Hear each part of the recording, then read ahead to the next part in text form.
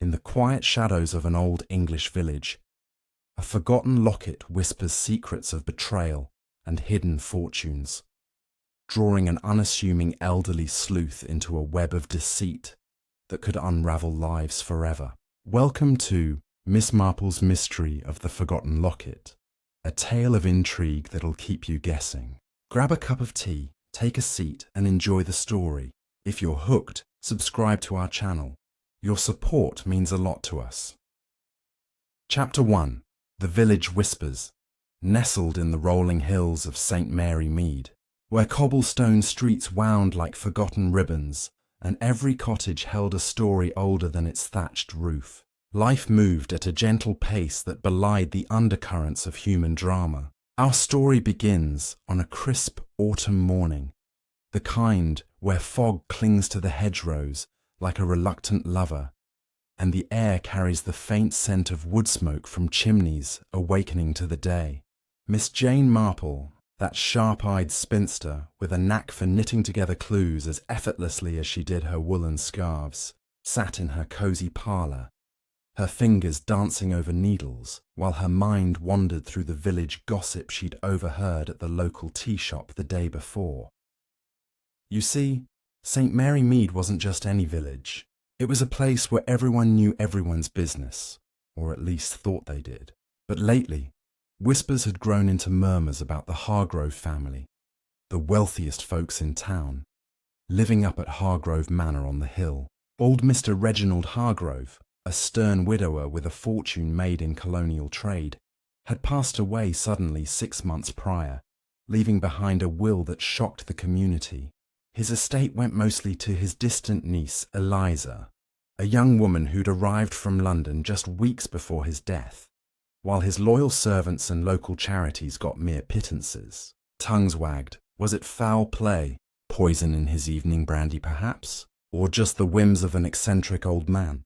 Miss Marple, ever the observer, had noted the peculiarities even from afar. She'd seen Eliza at church, her fashionable dresses a stark contrast to the villagers' modest attire, and caught the way the girl's eyes darted nervously during the sermon on forgiveness. People are like my knitting patterns, Miss Marple often mused to herself.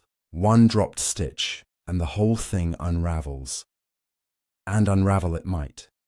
For on this particular morning, as she sipped her Darjeeling, a frantic knock echoed through her cottage door. It was young Tommy Pierce, the postboy, his face flushed and cap askew. "Miss Marple, ma'am, you've got to come quick. There's been a discovery at the manor.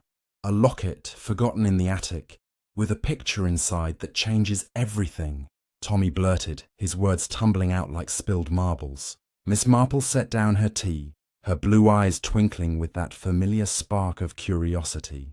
The locket, she recalled from village lore, had belonged to Reginald's late wife, Amelia, vanished under mysterious circumstances decades ago. Rumours said it held a secret compartment, perhaps a clue to hidden jewels or a scandalous affair. As Miss Marple donned her hat and followed Tommy up the winding path to Hargrove Manor, she pondered the players in this unfolding drama. There was Eliza, the heiress with secrets in her smile, the grumpy butler, Mr. Graves, who'd served the family for 40 years and grumbled about being overlooked in the will, and the charming village doctor, Dr. Hayward, whose late-night visits to the manor raised eyebrows. Not to mention the Hargroves' gardener, old Mrs. Fletcher, whose green thumb extended to digging up more than just weeds. She'd been spotted eavesdropping at windows more than once. Arriving at the manor, a grand stone edifice with ivy creeping like fingers over its facade, Miss Marple was ushered into the dusty attic by a pale-faced Eliza.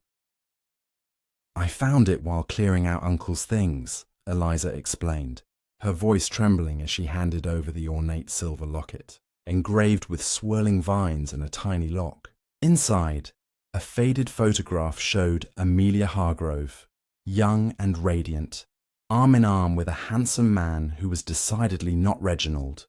On the back, scratched faintly, "My true love, forever hidden." Miss Marple examined it closely, her mind racing. This could explain much. she said softly, noting the locket's secret catch that revealed a tiny scrap of paper with cryptic numbers. Coordinates, perhaps, or a code to a safe? Eliza fidgeted, her eyes avoiding Miss Marple's gaze. "Do you think it means Uncle's death wasn't natural?" she whispered. The elderly sleuth patted her hand reassuringly. "One mustn't jump to conclusions, dear. But in my experience, forgotten things often remember the truth when least expected." As the sun climbed higher, casting golden light through the attic's grimy window, Miss Marple knew this was just the beginning. Whispers in St. Mary Mead had a way of turning into shouts, and this locket might unlock more than a family secret. It could expose a killer. With the stage set and suspicion stirring, our tale deepens in the shadows of Hargrove Manor, where alliances shift like autumn leaves. Chapter 2. Shadows in the Manor. The air in Hargrove Manor's grand hall felt heavy, as if the weight of secrets pressed against the oak-panelled walls. Miss Marple stood by the fireplace, its embers long cold, clutching the silver locket as her keen eyes scanned the room. Eliza had excused herself to fetch tea, leaving Miss Marple alone with the butler, Mr. Graves, whose gaunt face seemed carved from the same stone as the manor itself. His polished shoes clicked on the floorboards as he adjusted a crooked portrait of Reginald Hargrove, his former master, with a reverence that bordered on obsession. The portrait's stern gaze seemed to follow Miss Marple, as if daring her to unearth what lay buried in the family's past. Mr. Graves broke the silence, his voice low and gravelly. "That locket, ma'am, it's trouble. Should have stayed lost." He turned, his dark eyes narrowing. "Mrs. Amelia wore it always till she vanished. Folks said she ran off with a lover, but I never believed it. Too devoted to the master she was." Miss Marple tilted her head, noting the faint tremor in his hands. Devotion, she thought, could mask many things: loyalty, resentment, or even guilt. Before she could probe further, the heavy front door creaked open, admitting Dr. Haywood, the village physician, with his easy smile and a medical bag swinging from his hand. His arrival was no surprise. He'd been a frequent visitor since Reginald's death, ostensibly to check on Eliza's nerves. "Miss Marple," he greeted, his charm as polished as his spectacles. "Heard about the locket, quite the stir, eh? Mind if I take a look?" His tone was light, but his fingers twitched as he reached for it, only for Miss Marple to slip it into her handbag with a serene smile. "In due time, Doctor," she said, her voice gentle but firm. The conversation paused as Eliza returned, balancing a silver tray with a teapot and cups that rattled slightly in her unsteady hands. She poured with mechanical precision, her eyes darting between her guests. "I don't know what to make of it," she admitted, setting the tray down. "That photograph. It's not Uncle Reginald. Could it mean Mother Amelia was unfaithful?" Her voice cracked, and Miss Marple noted the flicker of fear in her expression, as if the locket's discovery had stirred more than curiosity. Sensing the tension, Miss Marple steered the conversation to lighter ground, asking about the manor's history. Eliza recounted how Amelia had disappeared 30 years ago, leaving Reginald a broken man who never spoke of her again. The official story was that she'd fled to the continent, but no trace was ever found. No letters, no sightings. The villagers, always eager for scandal, spun tales of secret lovers or worse, but the truth remained as elusive as morning mist. As the afternoon waned, Miss Marple proposed a walk through the manor's gardens, hoping fresh air might loosen tongues. Outside, the roses were fading, their petals curling like secrets kept too long. Old Mrs. Fletcher, the gardener, was there, her gnarled hands coaxing life from the soil. She glanced up, her eyes sharp beneath her straw hat. "Heard you found that locket," she said, her tone laced with something Miss Marple couldn't quite place. Amusement, perhaps, or warning. Amelia loved those roses, planted them herself. Strange, though, how they've never thrived since she left. Miss Marple knelt beside a rose bush, her fingers brushing the earth. "Gardens keep memories, don't they, Mrs. Fletcher?" she remarked, The old woman grunted, her spade slicing deeper into the dirt. "Some memories are best left buried," she muttered, and Miss Marple caught a glint of something metallic in the soil. A tiny key, rusted but distinct. She palmed it discreetly, her pulse quickening. Could it fit the locket's secret compartment? Back inside, as shadows lengthened across the manor's halls, Miss Marple sat with her tea, the key hidden in her sleeve. Dr. Hayward lingered, offering medical platitudes, while Mr. Graves hovered near the door, his face unreadable. Eliza, meanwhile, seemed distracted, her gaze fixed on a dusty bookshelf as if it held answers she dared not seek. Miss Marple's mind hummed with possibilities. The locket's photograph suggested a hidden love, but the numbers inside hinted at something tangible. A hidden safe, perhaps, or a map to lost wealth. And now, this key, unearthed from Amelia's roses, felt like a piece of the puzzle clicking into place. As she prepared to leave, Miss Marple glanced at the trio, each cloaked in their own silences. "Truth has a way of blooming, like those roses," she said lightly, her eyes meeting Mrs. Fletcher's. "It just needs a little tending." With that, she stepped into the twilight, the key and locket safe in her possession, knowing the manor's secrets were beginning to stir. The trail of clues now leads deeper, where hidden motives and buried truths await beneath the surface of St. Mary Mead's quiet charm. Chapter 3. The Hidden Cipher. The evening sun dipped below the hills of St. Mary Mead, painting the sky in hues of amber and violet as Miss Jane Marple made her way back to her cottage, the locket and the rusted key tucked safely in her handbag. The village was settling into its nightly hush, with only the distant bark of a dog and the soft clink of teacups from nearby homes breaking the silence. Yet Miss Marple's mind was anything but quiet. The locket's cryptic numbers, 47, 12, 89, and the tiny key she'd found in the manor's garden gnawed at her thoughts like a loose thread in one of her knitting projects. She knew better than to dismiss such details. In her experience, the smallest clues often unravelled the tightest knots. Settling into her armchair by the fire, Miss Marple lit a single lamp, its warm glow casting shadows that danced across her collection of porcelain figurines. She retrieved the locket, its silver surface catching the light as she examined it anew.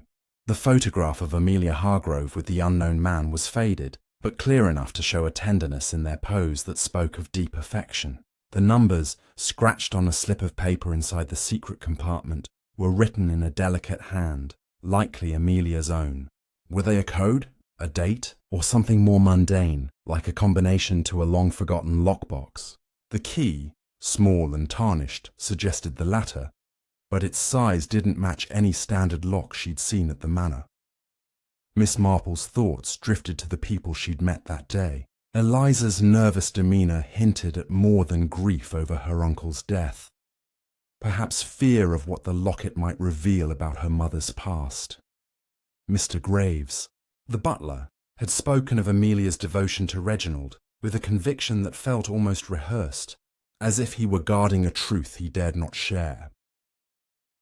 Dr. Hayward's charm, while disarming, seemed too polished, his interest in the locket too keen for mere curiosity. And then there was Mrs. Fletcher, the gardener, whose cryptic remark about buried memories lingered like the scent of her roses. Each of them, Miss Marple mused, was like a character in a play, their lines carefully chosen to conceal as much as they revealed. Determined to test her suspicions, Miss Marple decided to revisit Hargrove Manor the next morning, but not before consulting an old friend, Mr. Stringer, the village librarian and amateur historian. His cottage, a cluttered haven of dusty tomes and yellowed maps, was a treasure trove of St. Mary Mead's history. If anyone could shed light on the locket's numbers or the key's purpose, it was him. At dawn, she found him hunched over a ledger, his spectacles perched precariously on his nose. "Miss Marple, to what do I owe the pleasure?" he chirped, pushing aside a stack of books on local folklore. She produced the locket and shared the numbers, keeping the key's discovery to herself for now. Mr. Stringer's eyes lit up as he adjusted his glasses. 47, 1289? Could be many things, he said, tapping his chin. A date, perhaps? 1847, December 1889. But that's too far back for Amelia's time. He rummaged through a drawer, pulling out a faded map of Hargrove Manor's estate from the 1890s. Or it could be coordinates, or a reference to something in the manor itself, say, a book in the library, or a painting's catalogue number. Intrigued, Miss Marple leaned over the map, noting the manor's sprawling layout. The main house, the stables, the greenhouse, and a small family crypt tucked behind the orchard. What about a safe? She asked. Mr. Stringer shook his head. Reginald was paranoid about banks after a scandal in his trading days. If there's a safe, it's hidden, maybe in the study or the cellar. He pointed to a corner of the map where a faint sketch marked Vault had been scribbled, then crossed out. Old rumour was the Hargroves kept their wealth close, but no one's ever found it. Armed with this lead, Miss Marple returned to the manor, where Eliza greeted her with a strained smile. I didn't sleep a wink, Eliza confessed, her hands twisting a lace handkerchief. That locket, it's like Mother's ghost is watching me. Miss Marple nodded sympathetically, her eyes scanning the hall for clues. She suggested they explore the study, where Reginald spent his final days. The room was a time capsule of polished mahogany and leather-bound ledgers, with a massive desk dominating the space. A portrait of Amelia hung above the fireplace, her eyes serene yet hauntingly familiar to the photograph in the locket. As Eliza dusted a shelf, Miss Marple examined the desk, her fingers tracing its carved edges for hidden panels. She found none, but a locked drawer caught her attention. The key from the garden was too small, but its presence nagged at her. Eliza, dear, she said casually, did your uncle ever mention a safe or a vault? Eliza froze, her face paling. Not directly, but he once said the family's future was locked away where only the heart could find it. I thought it was just his way of being poetic. Miss Marple's pulse quickened. The heart. Could it refer to the locket, shaped like a heart with its vine engravings? She opened it again, studying the numbers under the study's lamplight. On a whim, she approached the bookshelf, pulling down a volume numbered 47 in the estate's catalogue. A dusty journal from Amelia's time. Page 12 held a sketch of the manor's cellar, with a circled spot marked 89 steps from the rose trellis. Her breath caught. The key might unlock something there. Before she could share her find, a shadow moved in the doorway. Dr. Hayward, his smile absent. Found something interesting, Miss Marple? He asked, his tone sharp. Behind him, Mr. Graves lingered, his eyes fixed on the locket. Eliza gasped, dropping her handkerchief, and the air grew thick with unspoken accusations. Miss Marple closed the journal, her calm demeanour masking her racing thoughts. Just an old book, Doctor, she said lightly. But old books, like old lockets, have a way of telling stories. As she left the study, the journal tucked under her arm, Miss Marple felt the weight of their gazes. The cellar beckoned, but so did caution. Someone in this house knew more than they let on, and the key in her sleeve might unlock more than a vault. It might expose a truth worth killing for. The mystery tightens as Miss Marple steps closer to the heart of Hargrove Manor's secrets, where every clue points to a past that refuses to stay buried. Chapter 4. The Cellar's Secret. The morning mist clung to St. Mary Mead like a shroud as Miss Jane Marple approached Hargrove Manor once more, her sensible shoes crunching on the gravel path. The journal from Reginald's study, with its tantalizing sketch of the cellar and the note about 89 steps from the rose trellis, weighed heavily in her handbag alongside the locket and the rusted key. The air was sharp with the scent of damp earth and fading roses, and Miss Marple's mind buzzed with the puzzle before her. The numbers, the key, and Amelia's long-ago disappearance were threads in a tapestry she was determined to unravel. But the guarded glances of the manor's inhabitants warned her to tread carefully. Eliza met her at the door, her face drawn and her eyes shadowed from another sleepless night. "You're back so soon, Miss Marple," she said, her voice a mix of relief and unease. "I keep thinking about that locket. It's as if it's cursed." Miss Marple offered a reassuring smile, her calm demeanour a stark contrast to the young woman's agitation. "Not cursed, dear," she replied, patting Eliza's arm. "Merely talkative. Let's see what else it has to say." Miss Marple suggested they visit the cellar, citing a curiosity about the manor's architecture. Eliza hesitated, her fingers twisting a stray curl of her hair, but agreed, leading the way through a narrow hallway to a heavy oak door at the back of the house. The door creaked as it opened, revealing a stone staircase descending into darkness. The air grew colder with each step, carrying the musty scent of neglect and something faintly metallic. Eliza lit a lantern, its flickering light casting jagged shadows on the damp walls as they descended into the cellar's depths.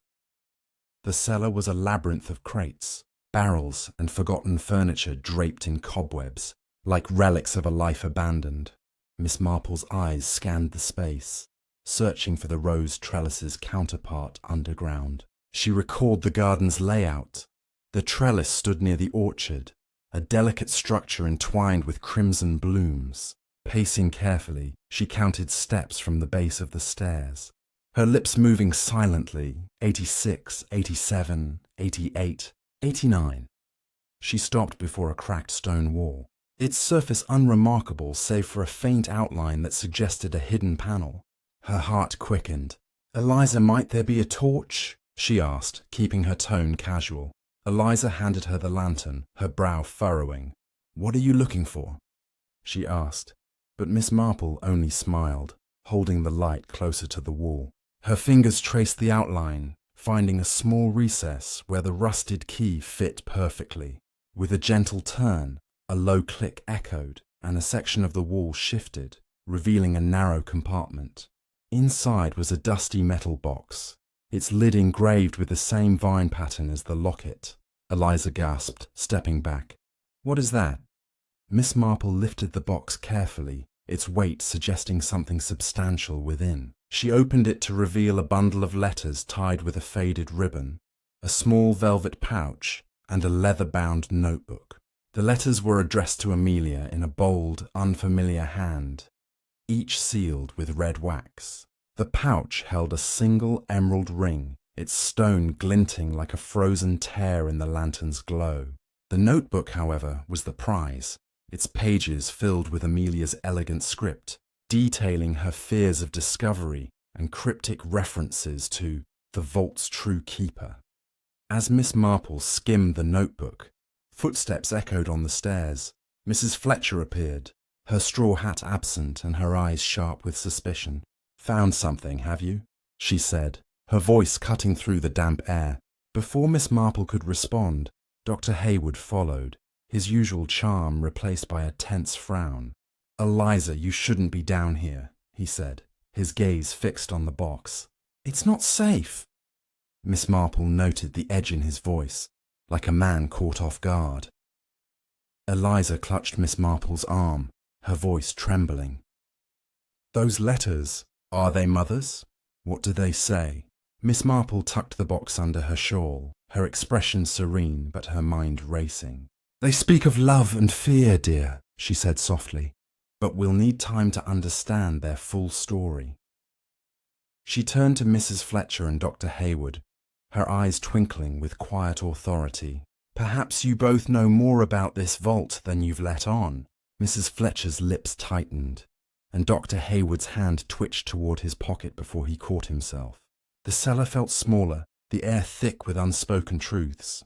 Miss Marple suggested they return upstairs, citing the chill, but her thoughts were on the letters and the ring. The notebook hinted at a secret Amelia had guarded fiercely, perhaps a love affair that threatened the Hargrove fortune, or a betrayal that led to her disappearance. The presence of Mrs. Fletcher and Dr. Hayward in the cellar, so quick to appear, suggested they were watching her movements closely.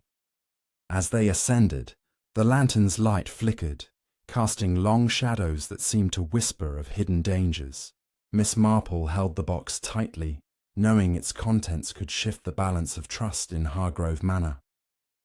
"We'll sort this out in good time," she said, her voice steady despite the tension around her. "Secrets, like seeds, need only a little light to grow." The discovery in the cellar draws Miss Marple deeper into a tangle of love, lies and long-buried truths, where every letter holds a clue and every glance hides a motive. Chapter 5. Whispers from the Letters. The afternoon light filtered through the lace curtains of Miss Jane Marple's cottage, casting intricate patterns on the polished wooden floor like a web of interconnected clues. Seated at her small oak table, a pot of fresh tea steaming beside her, Miss Marple carefully untied the faded ribbon that bound the bundle of letters from the metal box. The air in her parlour was thick with the scent of lavender from her garden and the faint mustiness of aged paper, a reminder of the secrets she had unearthed in Hargrove Manor's cellar. Eliza had insisted on accompanying her back to the cottage, her face pale and her hands clasped tightly in her lap as she watched Miss Marple work. The young woman had barely spoken during the walk, her mind evidently swirling with the implications of the discovery. The letters, the emerald ring and Amelia's notebook, all hidden away for decades. Miss Marple adjusted her spectacles, her blue eyes sharp and focused as she opened the first letter. The envelope was yellowed with time, the red wax seal cracked, but still bearing the imprint of a crest she didn't recognize. A stylized bird in flight, perhaps a phoenix or a dove. The handwriting inside was bold and masculine, the ink faded to a soft brown. "My dearest Amelia," it began, "the days without you stretch like endless shadows. I count the hours until we can be together, away from the chains that bind us." Miss Marple read silently at first, her expression unchanging, but her mind raced ahead, piecing together the narrative. The letter spoke of stolen moments in the village, secret meetings by the old mill, and a plan to escape Reginald's controlling grasp. It was signed simply, "Your devoted E." Eliza leaned forward, her breath catching. Who could that be?" she whispered, her voice barely audible. Miss Marple set the letter down gently, considering her words. "Someone close, perhaps," she replied, her tone measured. "Someone who knew the manor well enough to arrange such rendezvous without detection." She opened the next letter, dated a month later, its tone more urgent. "The risks grow greater, my love. Reginald suspects something, I see it in his eyes, but our future awaits with the fortune we've secured. Meet me at the crypt tomorrow at dusk." The mention of a fortune sent a ripple through Miss Marple's thoughts. Could this refer to the hidden wealth the villagers whispered about, or something more personal, like the emerald ring? As she continued through the bundle, there were 8 letters in all, spanning 6 months. A picture emerged of a passionate affair fraught with danger. Amelia's lover, E, wrote of Reginald's jealousy, of arguments that echoed through the manor halls, and of a hidden cache of valuables that Amelia had helped amass from her family's inheritance, separate from Reginald's colonial gains. One letter detailed a specific incident. "Last night, when Graves interrupted us in the garden, I feared all was lost, but your quick thinking saved us. He remains loyal to Reginald, but how long before he speaks?" Miss Marple paused, her fingers tracing the words. Mr. Graves, the butler, had been there all along, a silent witness to the unfolding drama. His devotion to Reginald, which he had mentioned so fervently, now took on a darker shade. Perhaps not just loyalty, but complicity in keeping secrets buried. Eliza's eyes widened as Miss Marple shared snippets aloud, her hands trembling as she reached for her teacup. "Mother, she was planning to leave, with this E? But what happened to her? And the ring? It's beautiful, but why hide it?" The emerald ring lay on the table, its stone catching the light like a captured star. Miss Marple examined it closely, noting an inscription inside the band, "To A from E eternally." It was a betrothal ring, no doubt, a symbol of the life Amelia had dreamed of but never lived. Perhaps she couldn't bear to wear it openly, Miss Marple mused, or it was too risky to take with her if she fled. Turning to the notebook, Miss Marple flipped through its pages, Amelia's elegant script revealing a woman's inner turmoil. Entries dated before the letters spoke of her marriage to Reginald as one of convenience, arranged by families eager to merge fortunes, but lacking in affection. "He treats me like a prized possession," one entry read, "locked away in this manner like the jewels in his safe." Later pages grew more desperate. "He has shown me what love can be. We must escape, but Reginald's health fails, and his suspicions mount. If he discovers us—" The notebook trailed off abruptly, the final entry a hasty scrawl. "Tonight, the crypt. Freedom at last." Miss Marple closed the book, her mind connecting dots like stitches in a pattern. The family crypt behind the orchard, mentioned in Mr. Stringer's map, might hold more than bones. Perhaps it was the site of their planned elopement, or worse, the scene of a confrontation. A soft knock at the door interrupted their reverie. It was Tommy Pierce, the postboy, his cheeks flushed from the chill outside. "Message for you, Miss Marple," he said, handing over a sealed envelope. "From Dr. Hayward. Said it's urgent." Miss Marple opened it, her expression remaining composed as she read the brief note. "Must speak with you privately, concerning the box. Meet at the village inn this evening." Eliza frowned, her suspicion evident. "Why privately? And how does he know about the box so quickly?" Miss Marple folded the note, tucking it away. "Word travels fast in St. Mary Mead, dear, but one must wonder why the doctor is so eager." As the sun dipped lower, casting long shadows across the parlour, Miss Marple suggested Eliza return to the manor for safety, promising to share more soon. Alone once more, she pondered the players anew. Dr. Hayward's frequent visits to Reginald before his death now seemed less about medical care and more about opportunity. Perhaps he was E, the mysterious lover, his charm a mask for deeper motives. Or maybe Mrs. Fletcher, with her intimate knowledge of the gardens and the trellis, had played a role, her spade unearthing more than soil over the years, and Graves, ever the faithful servant, might have silenced Amelia to protect his master.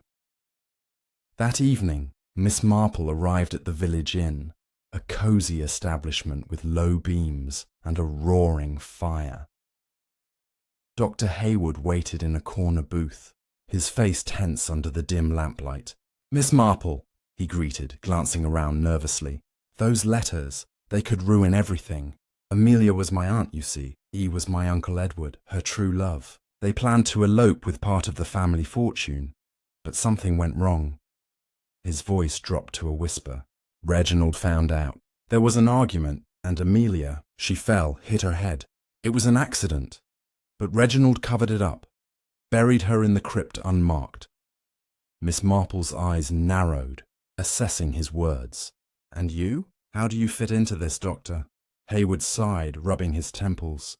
"I came to St. Mary Mead years later after hearing rumours. Reginald was ill, confided in me on his deathbed. He altered the will to favour Eliza, Amelia's daughter, my cousin, but left clues in the locket for her to find the truth. But if this comes out, the scandal—" He trailed off, his plea evident. "Keep it quiet." Miss Marple sipped her sherry, her mind whirring. Hayward's story explained much, but not Reginald's sudden death or the poison whispers. Was Hayward protecting family honour, or hiding his own hand in expediting the old man's end to secure the inheritance? "Truth has a habit of emerging, Doctor," she said mildly, "like light through cracks." As she left the inn, the night air cool and starlit, Miss Marple felt the web tightening. The letters had whispered of love and betrayal, but the full chorus of voices, Graves, Fletcher, Hayward, Eliza, remained to be heard. Tomorrow, she resolved, the crypt would yield its secrets. With revelations stacking like layers of an onion, Miss Marple peels back more of the past, inching closer to the core of deception that binds Hargrove Manor's fate. Chapter 6. Echoes in the Crypt.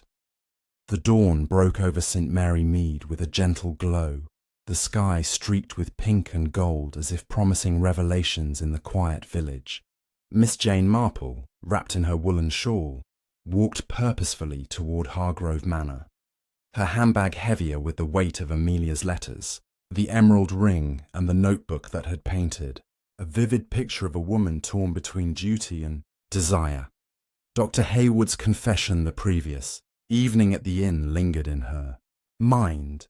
His claim that Amelia's death was an accident, a tragic fall during a heated argument with Reginald, buried in an unmarked grave in the family crypt. Yet Miss Marple's instincts, honed by years of observing human nature, whispered that his story was only a thread in a much larger tapestry. The crypt, mentioned in Amelia's final notebook entry, beckoned as the next piece of the puzzle. Arriving at the manor, Miss Marple found the front door ajar, a faint breeze carrying the scent of roses from the garden. Eliza was nowhere to be seen, but Mr. Graves stood in the hallway, polishing a silver candlestick with a cloth that seemed to absorb his attention more than necessary. His eyes flicked up, narrowing slightly as he saw her. "Back again, Miss Marple," he said, his tone polite but edged with wariness. "The manor's quiet today. Miss Eliza's resting." Miss Marple nodded, her serene smile masking her intent. "Just a stroll through the grounds, Mr. Graves. The orchard air does wonders for clarity." She made her way to the back of the manor, where the orchard's gnarled apple trees stood in neat rows, their branches heavy with late-season fruit. Beyond them, half hidden by overgrown ivy, was the Hargrove family crypt, a squat stone structure with a rusted iron gate. The rose trellis, referenced in Amelia's journal, stood nearby, its crimson blooms faded but still clinging to life. Miss Marple counted 89 steps from the trellis, as the journal had instructed, and found herself at the crypt's entrance. The gate creaked as she pushed it open, revealing a damp, shadowed interior that smelled of earth and time. Inside, the crypt was small but imposing, with stone sarcophagi lining the walls, each engraved with the names of Hargrove ancestors. A single lantern hung from a hook, its light feeble against the gloom. Miss Marple's eyes scanned the space, noting the absence of any marker for Amelia. If Dr. Hayward's story held truth, her body lay here, hidden in disgrace. She knelt by the far wall, her fingers brushing the cold stone, searching for irregularities. Near the base of one sarcophagus, unmarked and slightly askew, she found a loose slab. With effort, she slid it aside, revealing a shallow recess containing a small, locked wooden box, its surface carved with the same vine pattern as the locket. Her heart quickened as she retrieved the rusted key from her handbag. It fit the lock perfectly, turning with a faint click. Inside the box lay a single document, a handwritten deed, dated 30 years prior, transferring a significant portion of the Hargrove fortune to an account in Amelia's name, co-signed by someone named Edward Langley. The name matched the E from the letters, confirming Dr. Hayward's uncle as Amelia's lover. But more striking was a note tucked beneath the deed in Amelia's hand. "If I am gone, let this be Eliza's legacy. Forgive me, my darling." Miss Marple's breath caught. The deed suggested Amelia had secured a future for her daughter, but its burial in the crypt implied she never had the chance to use it. Footsteps echoed behind her, and Miss Marple turned to see Mrs. Fletcher standing in the doorway, her gardening gloves stained with earth. "You're a persistent one, Miss Marple," the old woman said, her voice low and steady. "Found what you were looking for, I reckon." Her eyes gleamed with something that wasn't quite hostility. Curiosity, perhaps, or resignation. Miss Marple rose, clutching the box. "Only part of it, Mrs. Fletcher," she replied, her tone mild. "But I wonder what you know about this crypt. You've tended these grounds for years." Mrs. Fletcher's lips twitched, almost a smile. "I saw things back then. Amelia and Edward. whispering by the trellis, thinking no one noticed.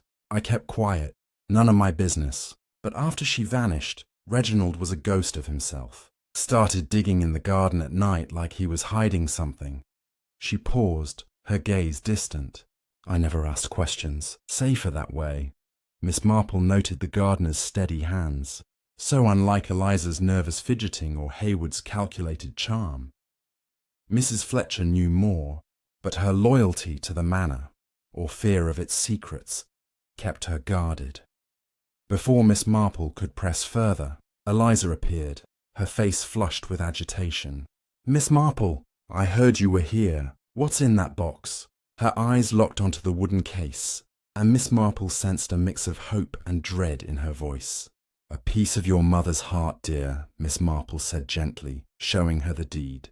Eliza's eyes filled with tears as she read the note, her fingers tracing her mother's words. "She wanted to protect me," she whispered. "But why hide this? And why is she not here?" The question hung in the air, unanswered, as Mr. Graves's silhouette appeared at the crypt's entrance. "Miss Eliza, you shouldn't be here," he said, his voice sharper than usual. His eyes darted to the box, and Miss Marple caught a flicker of something, panic perhaps, in his usually impassive face. "This place is for the dead, not the living." Miss Marple stepped forward, her voice calm but firm. "And yet, Mr. Graves, it seems the dead have much to tell us. Did you help Reginald hide something here, all those years ago?" Graves stiffened, his hands clenching. "I served my master faithfully," he said, but his voice wavered, betraying a crack in his stoic facade. Miss Marple tucked the box under her shawl, her mind racing. The deed and note confirmed Amelia's plan to escape with Edward, but her death, whether accident or foul play, had left Eliza vulnerable. Reginald's role in covering it up was clear, but Graves's loyalty and Mrs. Fletcher's silence suggested they might have been complicit, knowingly or not. And Dr. Hayward's story, while plausible, felt incomplete. His urgency to keep the scandal quiet hinted at personal stakes beyond family honour.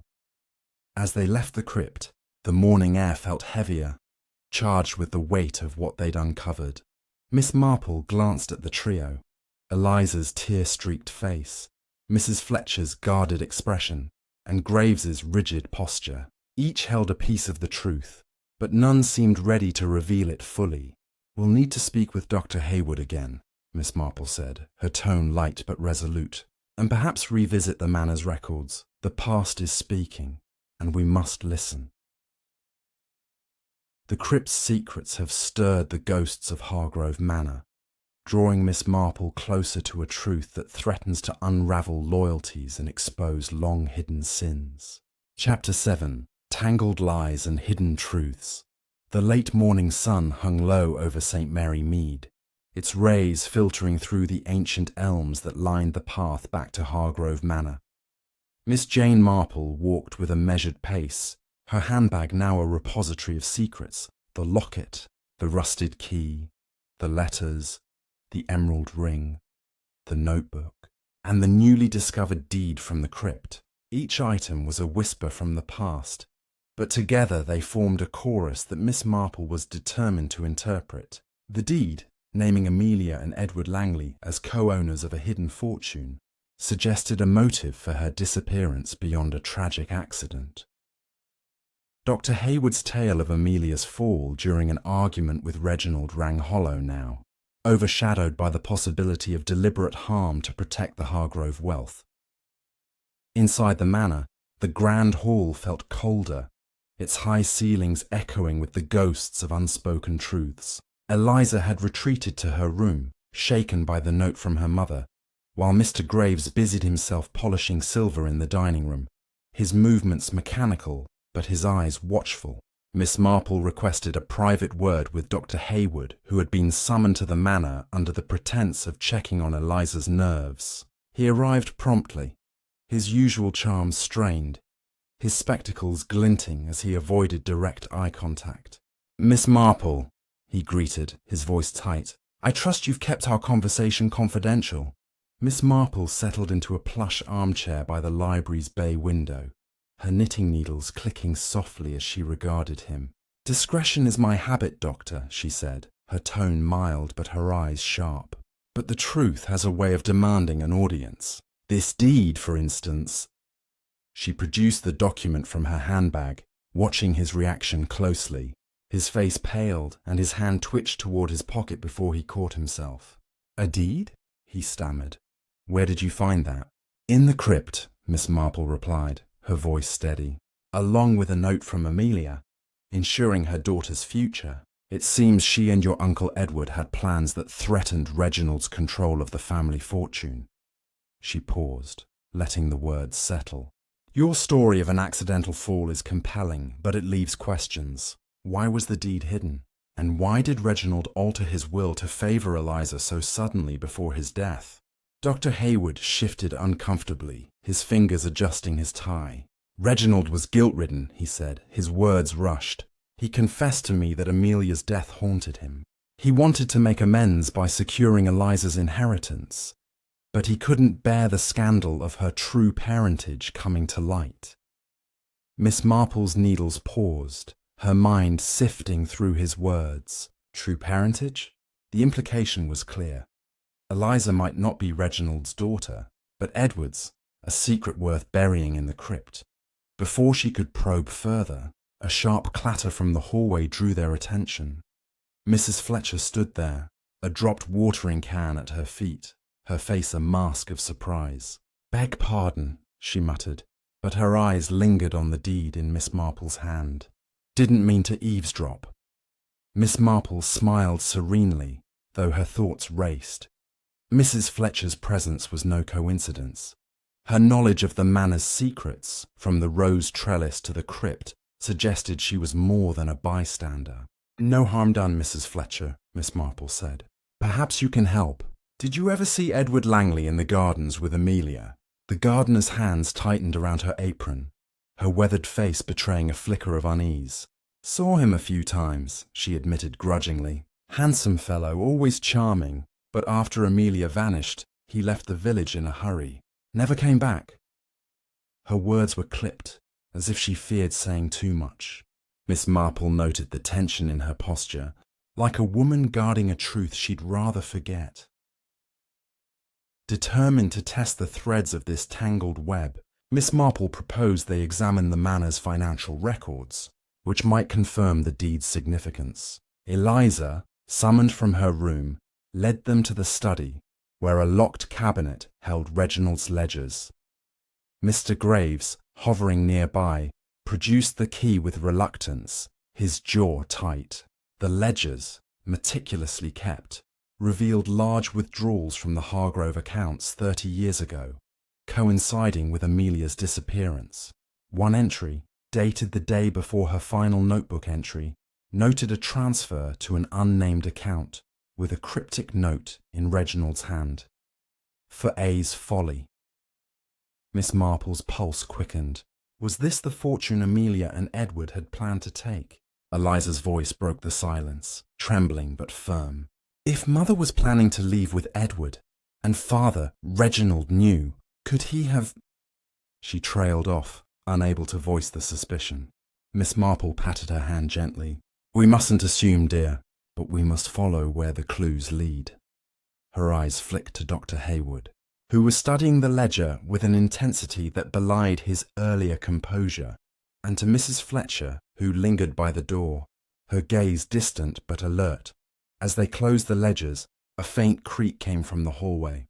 Mr. Graves reappeared, his face ashen. "There's something you should know, Miss Marple," he said, his voice low. "The night Reginald died, he was in this study, muttering about the locket and a debt unpaid. I thought it was delirium, but now—" He hesitated, his loyalty to his late master warring with something else. Guilt, perhaps, or fear. He drank his brandy, as always, but collapsed soon after. Dr. Hayward was here within the hour, but it was too late. Miss Marple's mind sharpened at this revelation. Poison, the village whispers had suggested, and now Graves's words hinted at a deliberate act. She glanced at Dr. Hayward, whose face remained impassive, though a bead of sweat glistened on his brow. "An unfortunate coincidence, I'm sure," she said lightly, but her thoughts were elsewhere. The brandy, the locket, the deed, all pointed to a motive rooted in the past, with Dr. Hayward, Graves, or even Mrs. Fletcher potentially holding the key to Reginald's death. As the group dispersed, Miss Marple lingered in the study, her fingers tracing the edge of the cabinet. The pieces were falling into place, but the picture was still incomplete. Edward Langley's departure, Amelia's hidden fortune, and Reginald's sudden death formed a triangle of betrayal, with Eliza caught in the centre. "The truth is like my knitting," Miss Marple murmured to herself. "Pull one thread, and the whole pattern shifts." With the Manor's secrets growing heavier, Miss Marple prepares to confront the shadows of the past, where a single misstep could unravel everything, or cost her dearly. Chapter 8. The Poisoned Glass. The afternoon shadows stretched long across the manicured lawns of Hargrove Manor, their edges blurring into the twilight as Miss Jane Marple sat in the Manor's library, her knitting needles idle for once. The weight of her discoveries, the locket, the letters, the emerald ring, the deed, and now the troubling hint of poison in Reginald Hargrove's death, pressed upon her like a storm cloud gathering force. The ledger's cryptic note about A's folly and Mr. Graves's revelation about Reginald's final moments had shifted the mystery's focus from Amelia's disappearance to the more recent tragedy of Reginald's collapse. Miss Marple's keen mind churned, sifting through the motives and opportunities of those who moved through the Manor's halls like players in a carefully staged drama. She had requested a gathering in the library, ostensibly to discuss the deed's implications for Eliza's inheritance, but her true purpose was to observe. Eliza sat by the window, her face pale but resolute, clutching the emerald ring as if it were a lifeline to her mother's memory. Dr. Hayward leaned against a bookshelf, his charming facade fraying at the edges, his fingers tapping a nervous rhythm on the wood. Mrs. Fletcher stood near the door, her gardening gloves tucked into her apron, her eyes darting between the others as if weighing their secrets against her own. Mr. Graves, ever the dutiful butler, hovered by the tea tray, his expression a mask of stoic service, though his hands trembled slightly as he poured. Miss Marple began, her voice soft but commanding attention. "The deed we found suggests Amelia planned a future for Eliza, one that Reginald may have thwarted. But his death, so sudden and whispered to be unnatural, raises questions we cannot ignore." She paused, her eyes meeting each of theirs in turn. "Mr. Graves, you mentioned Reginald's collapse after drinking his brandy. Was the bottle kept here in the study?" Graves nodded, his jaw tight. "Always in the cabinet, ma'am. He was particular about his evening glass. Only the finest, decanted nightly." He gestured to a polished mahogany cabinet in the corner, its glass doors revealing an array of bottles. Miss Marple rose, her movements deliberate, and approached the cabinet. She opened it, inspecting a crystal decanter half filled with amber liquid. "And who prepared it that night?" she asked, her tone casual, but her gaze sharp. Graves hesitated, his eyes flicking to Dr. Hayward. "I did, as always, but Dr. Hayward was here, checking on the master's health. He was in the room when I poured." Dr. Hayward straightened, his voice sharp. "Are you suggesting I tampered with it, Graves? I was here to help, not harm." His indignation felt rehearsed, and Miss Marple noted the sweat on his brow despite the cool room. Eliza's voice broke the tension, trembling but firm. "If someone poisoned Uncle Reginald, it must be tied to Mother's secrets. The locket, the deed. Someone wanted them buried forever." Her eyes filled with tears, and Miss Marple patted her hand gently. "Quite right, dear, but we must consider all possibilities. The brandy bottle, for instance. Might it still hold traces of what ended Reginald's life?" Mrs. Fletcher, who had been silent, stepped forward, her voice low. "You're stirring a hornet's nest, Miss Marple. Some things are best left alone." Her words carried a warning, but her eyes betrayed a flicker of fear, as if she knew more than she dared say. Miss Marple tilted her head, her expression serene. In my experience, Mrs. Fletcher, hornets sting only when their nest is threatened. Perhaps you saw something that night, in the garden or the study. The gardener's lips tightened, and she crossed her arms. I was tending the roses late, as I often do. Saw Dr. Hayward arrive, looking flustered. Heard raised voices from the study, Reginald and him, arguing about money, I reckon. Didn't think much of it then. Her words hung heavy, and Dr. Hayward's face flushed. That's absurd, he snapped. Reginald was upset about his health, not money. I was trying to calm him. Miss Marple's mind raced, piecing together the fragments. The ledgers had shown withdrawals tied to Amelia's folly, and Dr. Hayward's connection to Edward Langley, his uncle, suggested he might have known about the hidden fortune. Had he confronted Reginald, seeking a share for himself or Eliza? Or had he ensured Reginald's silence to protect his own secrets? She turned to the decanter, lifting it carefully. This should be examined, she said. The village chemist, Mr. Polk, is discreet and skilled. He could test for anything. Unusual. Dr. Hayward's eyes widened, and he took a step forward. That's unnecessary. Reginald had a weak heart. His death was natural, I assure you. But his protest was cut short by a soft gasp from Eliza. The glass, she whispered, pointing to a shelf where a single crystal tumbler sat, its rim faintly discoloured. Miss Marple approached, her heart quickening. The tumbler, overlooked in the chaos of Reginald's death, bore a faint residue. Perhaps nothing, perhaps everything. She wrapped it in her handkerchief, tucking it into her handbag. We'll let Mr. Polk decide, she said, her voice calm but resolute. But I wonder, Dr. Hayward, why you're so certain it was natural. And Mr. Graves, did anyone else have access to the study that night? Graves shifted uncomfortably, his loyalty wavering.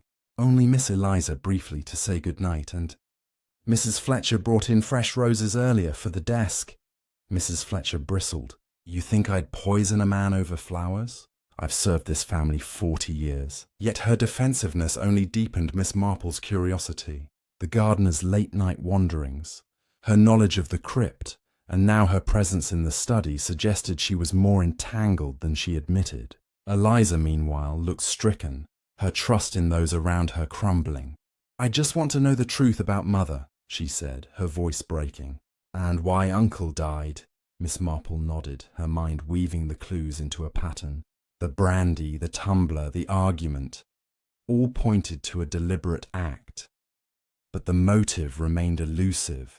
Was it greed for the hidden fortune, revenge for Amelia's fate, or a desperate bid to keep the past buried? We're close, dear, she told Eliza softly, but we must tread carefully. The truth is like a rose, beautiful, but its thorns can draw blood. As the group dispersed, Miss Marple lingered, her eyes on the decanter. She would visit Mr. Polk at once, but she knew the real test lay in the reactions she'd provoked. Someone in this room had poured more than brandy that night, and their next move might reveal them. With the scent of poison in the air, Miss Marple edges closer to unmasking a killer, as the manor's secrets grow sharper and more dangerous. Chapter 9. The chemist's verdict. The cobblestone streets of St. Mary Mead glistened under a light drizzle as Miss Jane Marple made her way to the village chemist. Mr. Polk, her umbrella shielding the precious cargo in her handbag, the crystal tumbler from Hargrove Manor's study, wrapped carefully in her handkerchief, the faint residue on its rim, barely visible but ominously suggestive, had sparked a new urgency in her quest to unravel the truth behind Reginald Hargrove's death, the revelations in the library, Dr. Hayward's defensive protests, Mr. Graves's hesitant admissions, and Mrs. Fletcher's guarded silence had tightened the knot of suspicion, and Miss Marple knew the tumbler might hold the key to confirming whether poison, not a weak heart, had ended Reginald's life.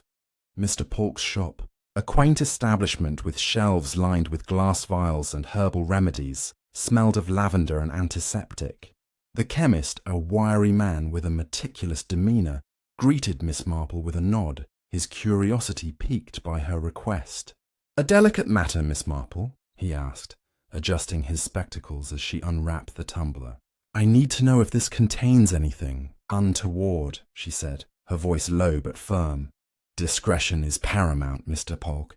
He nodded, understanding the weight of her words, and set to work with his array of chemicals and instruments, promising results by the next morning. Returning to her cottage, Miss Marple sat by her fire, the Locket letters deed and notebook spread before her like pieces of a jigsaw puzzle. The deed's promise of a fortune for Eliza, Amelia's daughter, suggested a motive for Reginald's death. Someone might have wanted to ensure the hidden wealth remained secret, or to claim it for themselves. Dr. Hayward's claim that Amelia's death was an accident seemed less convincing now, especially with his nervous reaction to the tumbler. Mr. Graves's loyalty to Reginald, strained by his mention of the brandy, hinted at a man torn between duty and guilt, and Mrs. Fletcher, with her intimate knowledge of the manor's secrets, might have played a role beyond mere observation. Miss Marple's thoughts swirled, each clue a stitch in a pattern she was close to completing. The next morning, she returned to Mr. Polk's shop, where he greeted her with a grave expression. "Miss Marple, the tumbler contained traces of arsenic," he said, his voice hushed. "Enough to cause collapse, especially in a man of Reginald's age and health. It was subtle. Mixed with the brandy, it'd be near tasteless." Miss Marple's heart sank, though her face remained composed. Arsenic confirmed the village whispers of poison, but who had administered it? The study was accessible to Graves, Hayward, Eliza, and even Mrs. Fletcher, who had been there with her roses. "Thank you, Mr. Polk," she said, her mind already racing toward the manor. She arrived to find Eliza in the parlour, her face drawn and her hands clutching a cup of tea. Dr. Hayward was absent, but Mr. Graves and Mrs. Fletcher were present. Their usual tasks paused as if sensing the storm brewing. Miss Marple wasted no time, her voice gentle but unyielding. "The tumbler from Reginald's study contained arsenic," she announced, watching their reactions closely. Eliza gasped, her cup clattering to the saucer. "Poisoned? But who would do such a thing?" Mr. Graves's face paled, his hands gripping the edge of a table, while Mrs. Fletcher's eyes narrowed, her lips a thin line. Miss Marple continued, her tone measured. "The brandy was poured by Mr. Graves, but Dr. Hayward was present, and Mrs. Fletcher brought roses to the study that evening. Any of you could have added the poison, or known it was there." She produced the deed, holding it up. "This document, hidden by Amelia, suggests a fortune Reginald may have wanted to keep from Eliza. His death ensured it stayed buried, unless someone else sought to claim it." Her eyes met Graves's, then Fletcher's, searching for a crack in their facades. Graves spoke first, his voice hoarse. "I poured the brandy, yes, but I'd never harm the master. He was my life's work." His eyes darted to Dr. Hayward's usual chair, empty now, and Miss Marple noted the accusation in his glance. Mrs. Fletcher stepped forward, her voice sharp. "Don't look at me, Miss Marple. I cut roses, not throats, but I saw Hayward linger by that cabinet more than once, checking the bottles like he was looking for something." Her words were pointed, deflecting suspicion but revealing her own observations. Eliza's voice broke through, trembling with anger. "Dr. Hayward said Mother's death was an accident, but if he poisoned Uncle Reginald, could he have lied about her too? Was he protecting himself?" Miss Marple patted her hand, her mind piecing together the puzzle. Hayward's connection to Edward Langley, his uncle and Amelia's lover, gave him motive. Perhaps he sought the hidden fortune, or feared exposure of his family's role in Amelia's fate. But Graves's access to the brandy and Fletcher's presence in the study couldn't be ignored. Determined to confront Hayward, Miss Marple suggested they visit his cottage, but a knock at the manor door interrupted them. It was Tommy Pierce, the postboy, breathless and wide-eyed. "Miss Marple, Dr. Hayward's gone. Left the village at dawn, they say. His cottage is empty, bags packed." The news hit like a thunderclap and Eliza's face crumpled. "He's running," she whispered. "He must be guilty." Miss Marple's expression remained calm, but her mind was ablaze. Hayward's flight suggested guilt, but it also left gaps. Why flee now when the tumbler's secret was just revealed? Had someone tipped him off? She turned to Graves and Fletcher, their faces a study in tension. "We must find him," she said firmly. "But first, we need to know what else the manor hides. The study's cabinet. Perhaps it holds more than brandy." As they moved to investigate, Miss Marple felt the threads tightening. The arsenic confirmed a killer among them, but Hayward's absence was only one piece of the pattern. Someone in the manor knew more, and their silence, or their next move, would reveal the final truth. With a killer on the run and secrets spilling like spilled brandy, Miss Marple races to untangle the web before the trail goes cold. Chapter 10. The Truth Unlocked. The twilight draped St. Mary Mead in a soft purple haze, the village's quiet charm belying the storm of revelations brewing within Hargrove Manor. Miss Jane Marple stood in the manor's grand hall, the locket, letters, emerald ring, deed, notebook, and the damning knowledge of arsenic in Reginald's tumbler all converging in her mind like threads woven into a final, intricate pattern. Dr. Hayward's sudden flight from the village had sent ripples of suspicion through the household, but Miss Marple knew that running did not always mean guilt. Sometimes it meant fear of the truth catching up. The manor's inhabitants, Eliza, Mr. Graves, and Mrs. Fletcher, gathered at her request, their faces a mix of dread and anticipation. The air was thick with the scent of polished wood and fading roses, and Miss Marple's calm demeanour masked the resolve of a woman about to unravel a decades-old mystery. She began, her voice steady, holding the locket aloft. This locket, found in the attic, was the first clue to a story of love, betrayal, and murder that spans 30 years. Amelia Hargrove, Eliza's mother, did not vanish by choice. Her letters and notebook reveal a plan to escape with Edward Langley, her true love, taking a fortune she had secured for her daughter. Eliza's eyes glistened, but she remained silent, clutching the emerald ring. Miss Marple continued, turning to the deed. "This document, hidden in the crypt, confirms Amelia's intent to provide for Eliza, but its burial suggests she never left the manor alive." Her gaze shifted to Mr. Graves, whose rigid posture betrayed a man bracing for judgment. "Mr. Graves, your loyalty to Reginald was unwavering, but it hid a terrible secret. The night Amelia disappeared, you saw more than you've admitted." Graves's face paled, his hands clenching. I served my master," he stammered. But Miss Marple raised a hand, her eyes kind but unyielding. "You saw Reginald confront Amelia in the crypt, didn't you? An argument over her affair with Edward turned violent. Reginald struck her and she fell, striking her head. Not an accident, as Dr. Hayward claimed, but a moment of rage." Graves's shoulders sagged, his voice barely a whisper. "I found them. Amelia dead. Reginald weeping. He begged me to help hide her body in the crypt, unmarked. I couldn't refuse him. He was broken, but he swore it was a mistake." Eliza gasped, her hand flying to her mouth, but Miss Marple pressed on, turning to Mrs. Fletcher.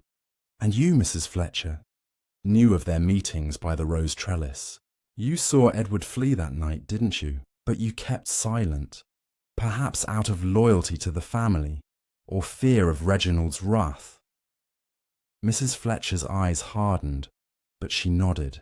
"I saw Edward run, tears in his eyes. I thought he'd betrayed Amelia. But I never knew she was dead until later. Reginald paid me to keep quiet. Extra wages, he called it. I needed the money." Her voice was gruff, but guilt flickered in her expression, a crack in her stoic facade. Miss Marple's attention turned to the arsenic, the final piece of the puzzle. Reginald's death was no accident either. The tumbler, laced with arsenic, points to a deliberate act. Dr. Hayward's flight suggests guilt, but I believe he was protecting someone else. She paused, her eyes scanning the room. Mr. Graves, you poured the brandy, but you didn't act alone. Eliza, your grief for your mother and anger at Reginald's legacy drove you to act, didn't it? Eliza's face crumpled, tears streaming down her cheeks. I found Mother's notebook in Uncle's study months ago, she confessed, her voice breaking. It told me everything. How he killed her, hid her body, stole my future. Dr. Hayward, my cousin, confirmed it when he found me crying. He got the arsenic, said it was justice for Mother. I put it in the brandy when I said goodnight to Uncle. Her sobs filled the room, and Mr. Graves looked away, his own guilt mirrored in her confession. Miss Marple's voice softened. Dr. Hayward fled to protect you, Eliza, knowing the scandal would ruin you. He took the blame, hoping to draw suspicion away. She turned to Graves and Fletcher. And you both suspected, didn't you? Your silence protected Eliza, but also your own roles in Amelia's tragedy. Graves nodded, his voice hoarse. I couldn't betray Miss Eliza, not after failing her mother. Mrs. Fletcher's eyes dropped, her hands twisting her apron. I thought it was over, buried with Amelia. The room fell silent, the weight of truth settling like dust. Miss Marple placed the locket in Eliza's trembling hands. Your mother's love for you endures in this, she said gently. But justice must be served for both Amelia and Reginald. She promised to speak with the village constable, ensuring Eliza's confession would be handled with compassion, given her youth and grief. Dr. Hayward, she suspected, would return to face his part, unable to outrun his conscience. As the group dispersed, Eliza clutching the locket and Graves and Fletcher retreating to their duties, Miss Marple stepped into the evening air, the manor's secrets finally laid bare. The locket had unlocked a chain of tragedies, love thwarted, lives lost, and justice delayed, but not denied. People are like my knitting, she mused, her eyes on the starry sky. Tangled at first, but with patience, the pattern emerges. The mystery of the forgotten locket is solved, but its echoes will linger in St. Mary Mead, a reminder that truth, like love, finds a way to bloom. If you've enjoyed this journey, please like and subscribe to our channel. Your support means the world to us.